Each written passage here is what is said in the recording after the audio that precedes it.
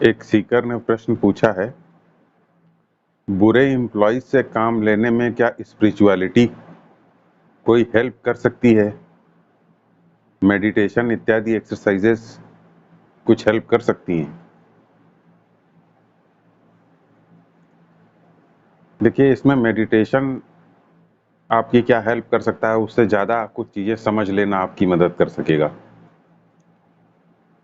हमारे शास्त्रों में दृष्टि सृष्टिवाद है। दृष्टि सृष्टि का मतलब है, जैसा आप देखते हैं ये सृष्टि वैसी ही आपको दिखाई देती है। कहने का मतलब है कि कोई भी अच्छा या बुरा नहीं होता, कोई एम्प्लॉई अच्छा या बुरा नहीं होता। जब आप उसको बुरा कह देते हैं तो वो बुरा हो जाता है, जब आप उसको अच्छा कह देते हैं तो वो अच्छा हो जाता है। तो अच्छा जैसे ही आप किसी एम्प्लॉई को कहते हैं तो वो अच्छी तरीके से काम करने लग जाता है, जैसे ही आप उसे बुरा कह देते हैं तो वो बुरे तरीके से काम करने लग जाता है। किसी के अंदर भी परफेक्शन नहीं होता। ये आपके ऊपर निर्भर करता है कि आप उसे कैसे इंटरप्रेट करते हैं। साधारण शब्दों में तो इसे इस तरीके से कहा जा सकता है कि अगर आप एक बैड एम्प्लॉयर हैं तो आपके सारे एम्प्लॉइज बैड होंगे, लेकिन अगर आप एक अच्छे एम्प्लॉयर हैं तो आपके सारे एम्प्लॉइज अच्छे होंगे। अच्छे एम्प्लॉयर होने का मतलब है आप अच्छाई देखने की क्वालिटी आपके अंदर है, और बुरे एम्प्लॉयर होने का मतलब है कि सिर्फ बुराई देखने की आपके अंदर क्वालिटी है, आप सिर्फ बुराई देखना चाहते हैं। जब आप किसी एम्प्लॉय के अंदर अच्छाई देखते हैं तो वो आपकी कंपनी में कंफर्टेबल महसूस करता है, उसका कॉन्फिडेंस बूस्ट होता है, और फिर वो अपनी जो भी क्वालिटीज़ होती हैं, जो अच्छे गुण होते हैं, उन अच्छे गुणों को आपके सामने प्रस्तुत करता है, कंपनी के लिए मैनिफेस्ट करता है, उनको इस्तेमाल करना शुरू करता है। हो सकता है कि उसके अंदर कुछ फिर भी कमी रह जाए, क्योंकि सबके अंदर सारी क्वालिटीज़ नहीं हो सकती, तो हो सकता है कि वो बहुत सारे फ्रंट्स पे ठीक से ना परफॉर्म कर पाए। लेकिन वो जिस फ्रंट पे भी परफॉर्म कर रहा होगा वहाँ पे सबसे अच्छे तरीके से वो परफॉर्म करेगा, क्योंकि उसके अंदर एक एक सेंस ऑफ बिलोंगिंग है, आपसे एक जुड़ाव है, तो वो अच्छा परफॉर्म करेगा। अब मान लीजिए कि जो उसके स्किल सेट्स चाहिए आपके काम के लिए उस पे वो ठीक से नहीं कर पा रहा है, या फिर आप सबको अच्छी निगाह से देखते हैं, सबको अच्छा मानते हैं और उसकी वजह से सब लोग इंडिपेंडेंट हो गए हैं, कॉन्फिडेंट हो गए हैं, इंडिपेंडेंट हो गए हैं, और उनकी इंडिपेंडेंस की वजह से भी आपका कुछ काम रुक रहा है, तो ठीक है, आप अगर थोड़ा-सा कहीं पे सख्त होना चाहते हैं तो सख्त होने में कोई प्रॉब्लम नहीं है। लेकिन सख्त होने में प्रॉब्लम तब हो जाती है जब आपकी सख्ती वर्क ओरिएंटेड ना होकर के फीलिंग ओरिएंटेड हो, ईगो ओरिएंटेड हो। जब आप कहते हैं कि भाई देखिए कि किसी काम में कोई प्रॉब्लम आ रही है, तब तो आप लोगों को बुला के समझा सकते हैं कि देखिए ये यहाँ पे काम में प्रॉब्लम आ रही है, इसको हम ऐसे ठीक कर सकते हैं, इस तरीके से कर सकते हैं। या आप डाँट भी सकते हैं कि भाई देखिए हमें इस स्किल सेट की ज़्यादा ज़रूरत है, इसके ऊपर भी काम करना ज़रूरी है। ये सब चीज़ें पीछे ना हो जाएँ, आप इस तरीके से बात कह सकते हैं। लेकिन जब आपका ईगो हर्ट हो जाता है और आप वर्क सेंटर्ड ना होकर के ईगो सेंटर्ड हो जाते हैं, या अपने फीलिंग्स और इमोशंस को मैनेज नहीं कर पा रहे हैं, इसलिए दूसरे की कमी निकालने की कोशिश करते हैं, तो वहीं से कंपनी में पॉलिटिक्स शुरू होती है और वर्क एनवायरनमेंट धीरे-धीरे विशिएट होने लग जाता है या खराब होने लग जाता है। तो महत्वपूर्ण बात यह है कि वर्क खराब ना हो। आप अगर वर्क ओरिएंटेड हैं, ईगो ओरिएंटेड नहीं है, तो फिर आपकी शक्ति भी कुछ मायनों में बुरी नहीं एम्प्लॉइज को लगेगी, और वो आपको समझेंगे और फिर से आपके अपने काम में कंट्रीब्यूट करने लग जाएंगे, अगर किसी फ्रंट पे वो कंट्रीब्यूट नहीं कर रहे हैं। देखिए, इस तरीके के एडमिनिस्ट्रेशन को, जिसमें आप दूसरे को अच्छा मान करके चलते हैं, इस तरीके के एडमिनिस्ट्रेशन को हम सब कह सकते हैं प्रोग्रेसिव एडमिनिस्ट्रेशन। प्रोग्रेसिव एडमिनिस्ट्रेशन में आप इंडिविजुअल को रिस्पेक्ट देते हैं, उसकी इंडिविजुअलिटी की कद्र करते हैं, तो फिर आपका ईगो भी हर्ट होता है, आप भी बहुत सारी जगहों पे चोट खाते हैं। तो अगर आप अपने सेल्फ ग्रोथ ओरिएंटेड नहीं हैं, अपने आप को लगातार बदलने की कोशिश नहीं कर रहे हैं, अपनी कमियों के ऊपर सही तरीके से जजमेंट पास नहीं कर रहे हैं, तो फिर आप इंडिपेंडेंट लोगों के साथ शायद काम करने में आपको प्रॉब्लम हो सकती है।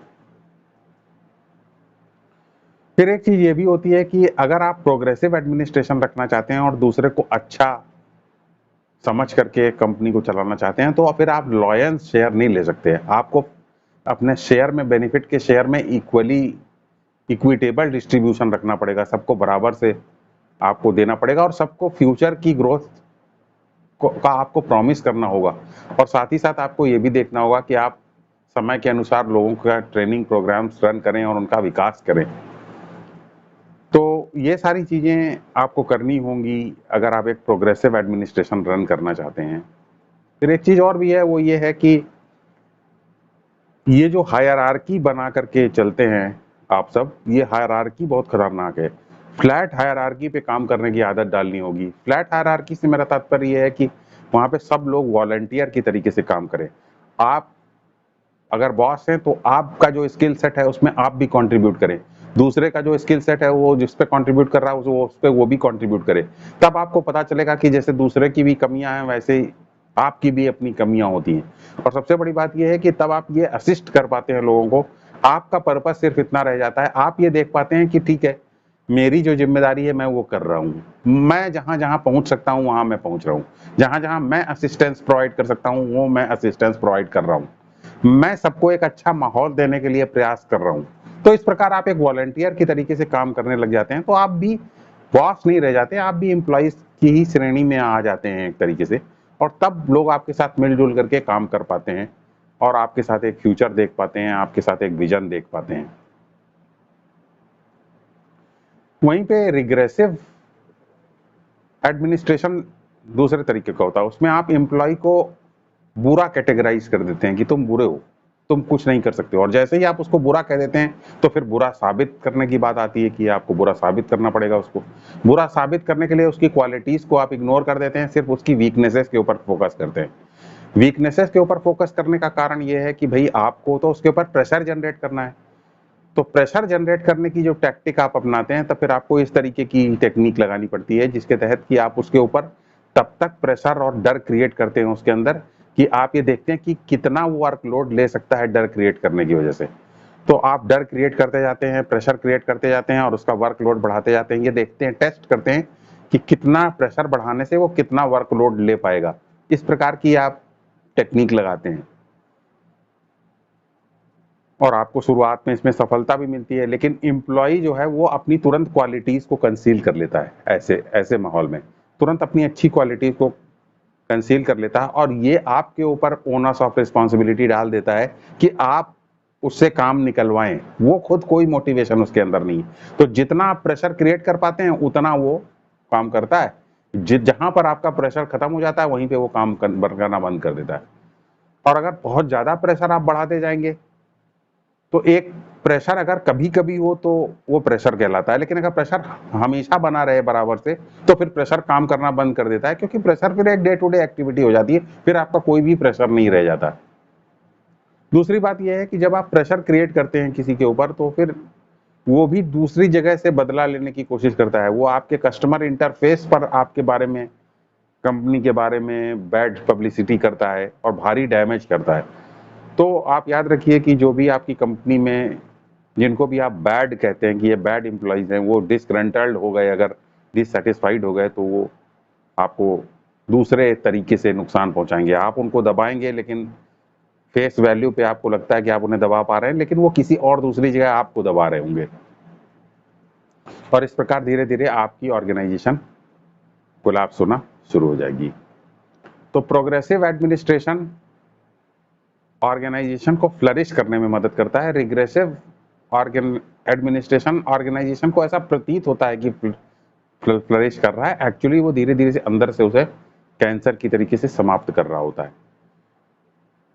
तो अगर प्रोग्रेसिव एडमिनिस्ट्रेशन आप चलाना चाहते हैं तो आपको ये देखना होगा कि आपको हायरार्की में जो ईगो होता है कि मैं सबसे बड़े बॉस हूं, मैं बड़ी पोस्ट पे हूं, मुझे सबको रिस्पेक्ट करनी चाहिए, ये सब आपको छोड़ना पड़ेगा। एक वॉलंटियर की तरीके से एक्ट करना पड़ेगा और इंडिविजुअल्स को रिस्पेक्ट देना पड़ेगा। और जैसे दूसरे की कमियों की वजह से वर्क अगर कहीं रुक रहा है तो आप बोल देते हैं, वैसे अपनी कमियों के ऊपर भी वो आपको वर्क करना पड़ेगा। और जब आप अपनी कमियों को भी एक्सेप्ट करेंगे और अपनी कमियों के बारे में भी बताएँगे, तो फिर लोग ये जानेंगे कि हाँ, आप सिंसियर हैं और तब वो अपनी कमियों को भी वो दूर करेंगे क्योंकि आप अपनी कमियों को दूर कर रहे हैं और इस प्रकार ऑर्गेनाइज़ेशन आगे बढ़ जाएगी। तो किसी को भी ये लेबल करना कि तुम खराब हो, ये या तुम बैड हो, ये एक बड़ी खराब स्ट्रैटेजी है किसी से काम लेने में। धन्यवाद।